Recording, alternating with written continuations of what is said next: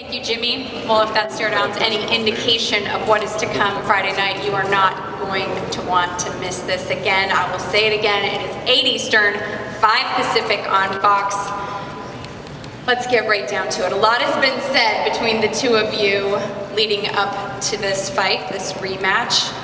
We'll start with you, champ, Tony Harrison. Is this animosity, this hate, real, or has it been manufactured to hype this fight?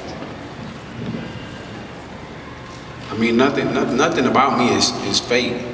Everything I do, if I say it, it's real. It comes from my heart. So the beef between me and him, I don't know where he stands from, but it's real when it comes to my eyes. I don't like him. I don't like nothing about him.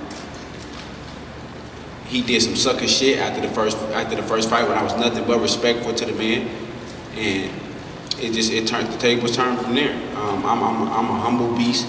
When you wake me up, it's time to wake me up, and he woke me up. I mean, it is what it is. I mean, we stand where we stand. Where we go from here is where we go from here.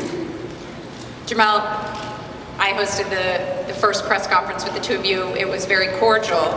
What has changed? I don't even know what press conference it was. I don't remember. All I know is I'm ready to fight.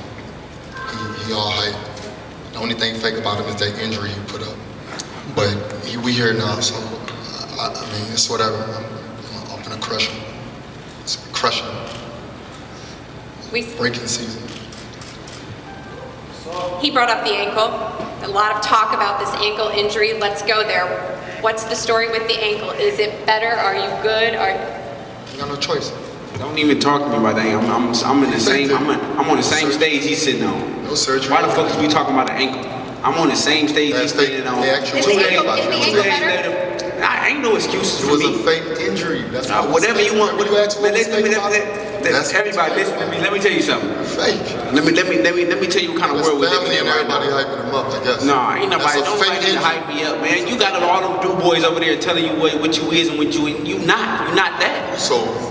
You're not that, but let me tell you what kind of world we're living in. We're living in that world that a guy like him, everybody talk a lot, but you got the flash, he got the jewelry, he got the cars, he got the clothes, he got the followers. Are you jealous?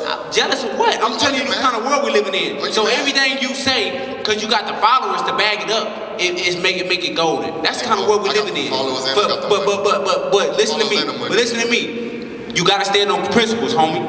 And I'm gonna make you stand on principles, nigga. Whether it's through boxing or without boxing, I'm gonna make you stand on principle. I'm gonna make you stand on principle. You gonna look like I don't care how many followers you got. You gotta stand on principle when it come over here, homeboy. You don't want that Coda action.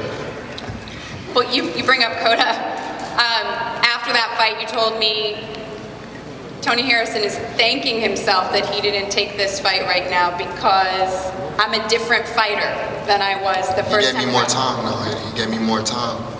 I'm much stronger, much better, much faster. What did you do with that time to ensure that you go out and leave no question answered? I didn't leave Tampa. I didn't go to Tampa. I didn't leave my home state, my city. Is that you? You act like that's a bad thing.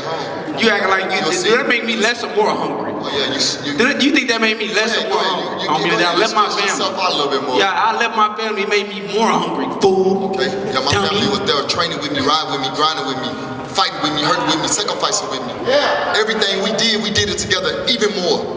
I brought my family. I brought my team to a camp. I didn't need my kids there. I needed to be hungry. Why did you change it up, Tony? I needed to be hungry again.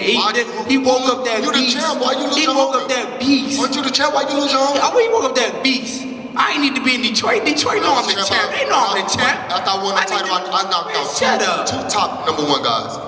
Okay, well guess what? I only one I'm fighting is you. I won the belt and I fought you. I'm fighting you again. I'm gonna beat your ass. I'm gonna beat your ass. And y'all gonna hate me for it. Matter of fact, I'm gonna gain so many fans off of you, and I love it. I love it. I had like 40,000 followers fighting you. I got like 7 more thousand. And when I beat you again, I'm getting like 30 more thousand. I'm gonna get all the motherfuckers from me. I'm gonna get all the motherfuckers from me. Follow that. I'm getting everything you got. I'm about to own that shit. We know lines only in the I'm about to own that shit. We know lines only in the Well, let's talk some boxing, shall we? The last I am. And what you gonna do about it? You know it. And the whole team if you want it. Let's talk about the last fight for a minute. Do you feel like you could have done anything differently in that fight, or would have done anything differently in that fight, Tony? I had 3 judges that said I won. Why would I need to change anything? So are you planning to change I'm anything? happy. I'm out here like LeBron James with the 3 rings on them boys. I had 3 judges like this. You think I care about what him and his team tell him? Like, oh, they probably was catering to him too, because he a sucker, so they had to cater to him. Like, oh, Jermell, they cheated you, they robbed you. I probably was doing all that, but guess what? 3 judges said I won. I don't have to do nothing different. But you did. You went to Tampa, so you did make some changes. I made some changes for me. Yeah. I ain't had to do nothing for him. I made changes for me. It had nothing to do with the sport. It had to do with everything up here. For being out of, I was out a year. The longest layup I ever had, I had to get right up here. I had to get mentally correct. It wasn't nothing physical. I had to get mentally correct. Tell the truth. What about you? I watched Fox did this great show where the two of you kind of rehash what happened in that fight. You seemed very calm. You said things like, I kind of rushed things a little bit in that fight. See, I'm a fighter that live and learn, you know what I'm saying? We know how to progress. I was once a fighter at the top.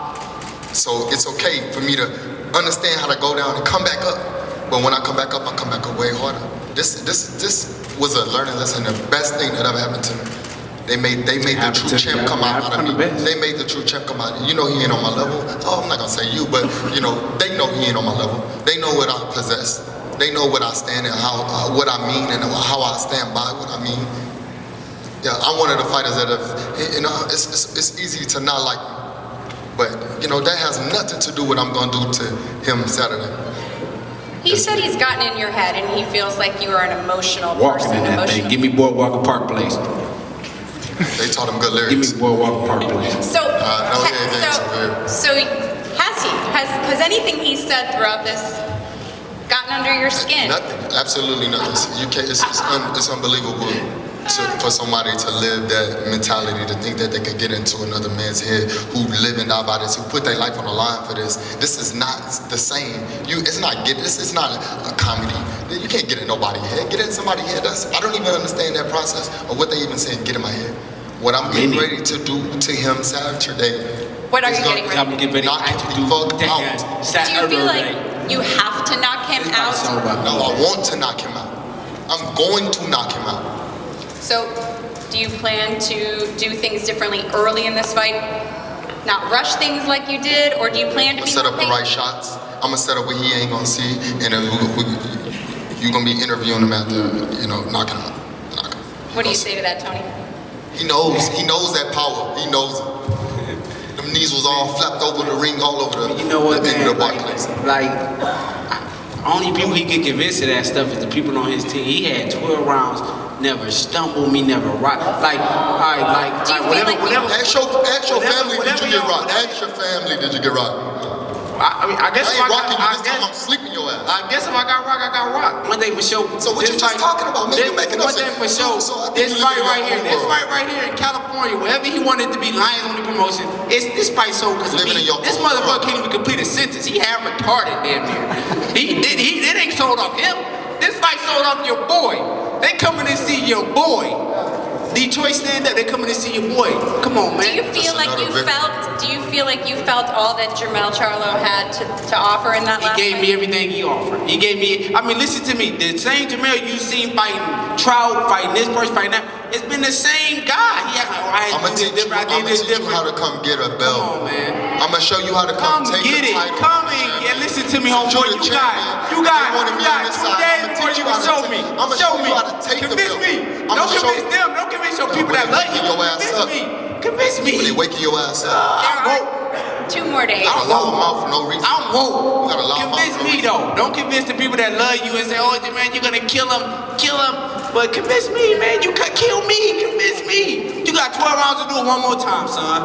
You got 12 rounds to do it again. Convince me. We cannot wait for this fight. I know I am not alone.